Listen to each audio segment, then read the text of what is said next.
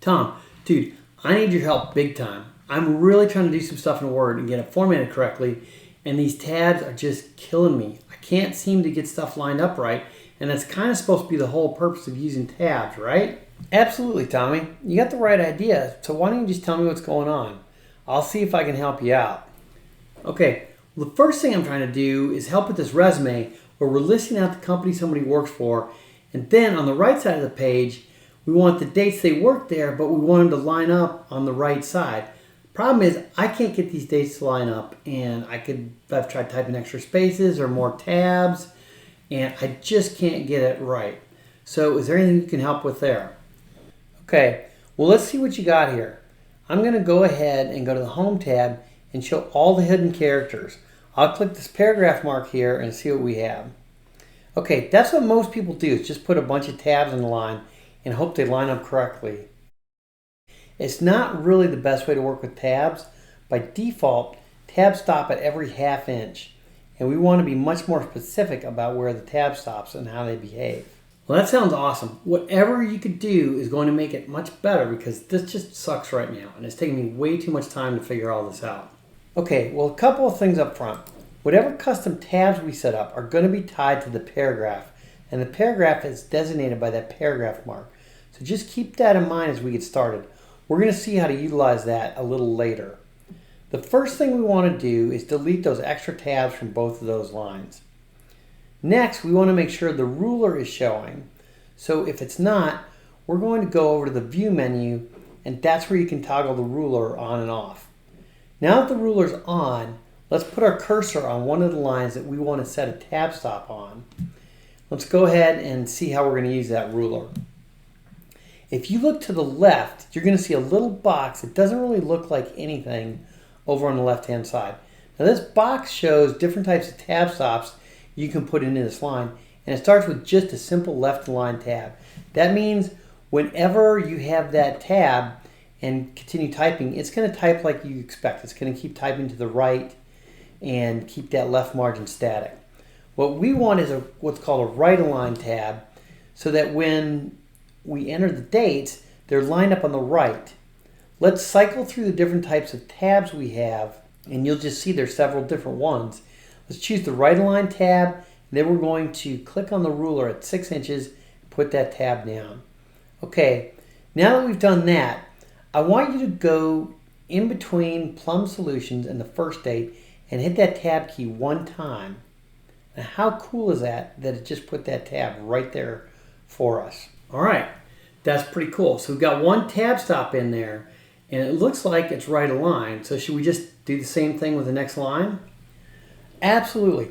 Let's do the same thing. Let's delete all the tab stops, and then we're going to add that one right aligned tab at 6 inches. And you'll see now, once we've done that, the dates are lined up at the right.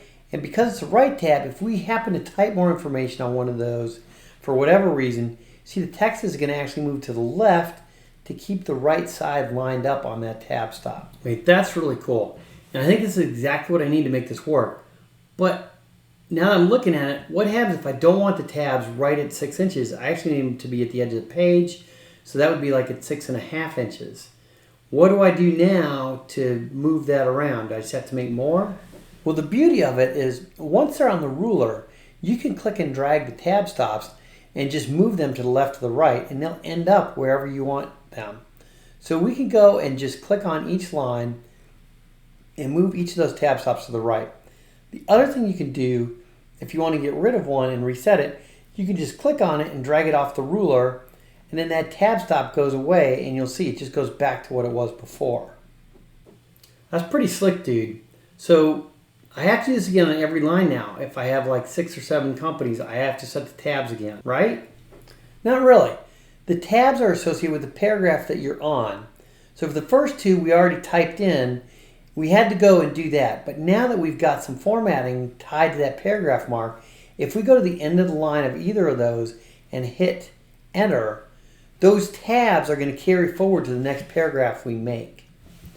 So the next time we go and type in a company, you can just type the company name and hit the tab key, and it'll be just like the line above it.